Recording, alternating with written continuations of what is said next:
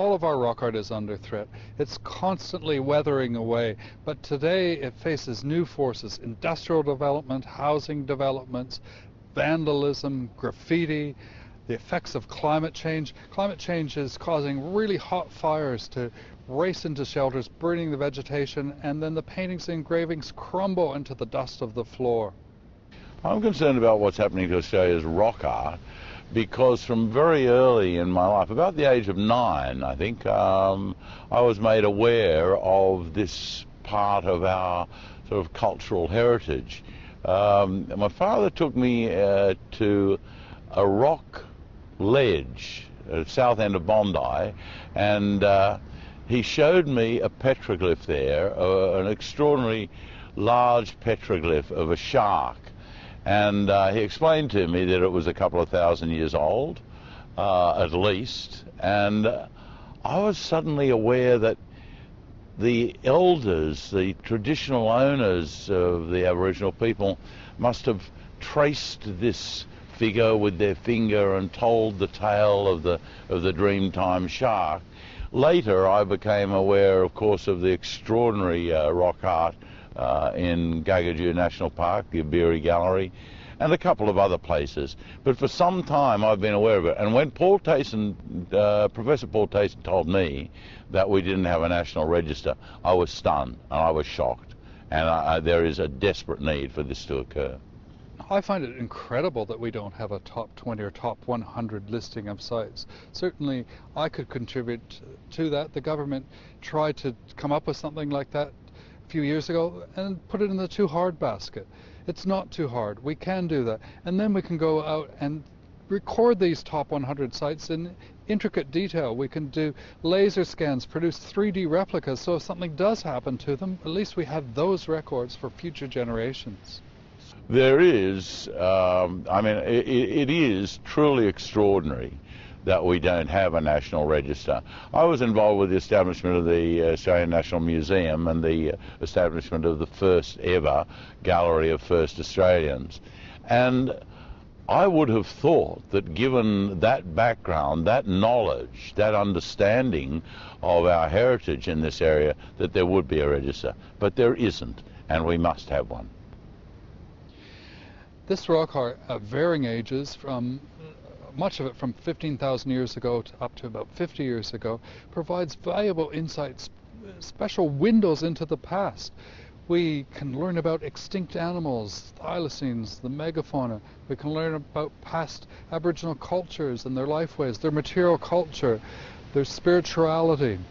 Many of these places are very special for contemporary Aboriginal people today, not only because they're spiritual places, but because they record their history. At many sites, Aboriginal elders say these are our history books. Really big sites are our libraries. They tell of individual and group experience through periods of climate change, a period of global warming a few thousand years ago. They're like scientific documents as well as aesthetically powerful works of art. Well, unless we record those sites, unless we record what is there and where it is, unless we establish this register, we will lose this information forever. And this is the recording of an ancient cultural continuum, the oldest on the planet. There are thousands of sites from the past 10,000 years, a few from further back, and fragments that have been dated to as much as 39,000 years ago. This is an extensive legacy, one of the best on the planet. The message is that they should immediately fund this initiative. It's very inexpensive and it's essential for us as Australians, and it's essential that we preserve this for World Heritage. I think there are many reasons we haven't protected our rock art as much as people have in South Africa, in France, and many other parts of the world. Many people just aren't aware how important and valuable this heritage is. Because we have so many sites, so many governments have just put it in the too hard basket. Or people have suggested that we'll never really know what the rock art means, so why bother looking after it? there's also a feeling of disconnection for many Australians because Indigenous peoples made this art. They feel that it's not a part of their heritage, but it is. It's part of the national identity. I believe that that business in this country and the philanthropists in this country should bring their attention immediately to this need for a national register of Australian rock art. Serious action is getting philanthropists, big business, governments to commit serious funding to the setting up of a National Rock Art Institute. We now have the infrastructure in place at 3 universities, Griffith University in Queensland, the ANU in Canberra, and UWA in Perth.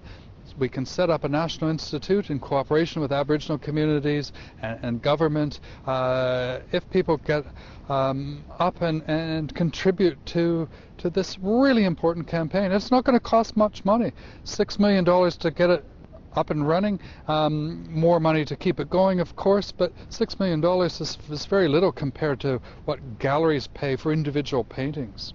I'm quite sure that we don't value our Indigenous heritage enough.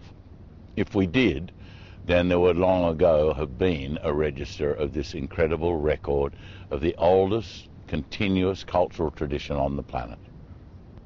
If no action's taken, then a lot of research of the past 60 years will be wasted.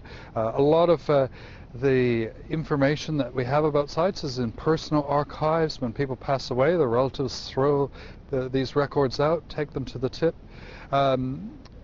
Government archives, some national park and museum archives has suffered from technology change with a great loss of data. If we don't have a coordinated approach to the research, documentation, conservation and management of rock art, everything will be ad hoc, and the pace of destruction and loss will increase rather than decrease. If we don't do something, then we will lose this record of this oldest culture on the planet. And we will be much poorer for that. We will lose an understanding not only of this cultural tradition, but an understanding of humankind. Our rock art is like the Sistine Chapel. It's as good, if not better, than the best rock art sites of France and South Africa. No one would let those disappear to industrial development.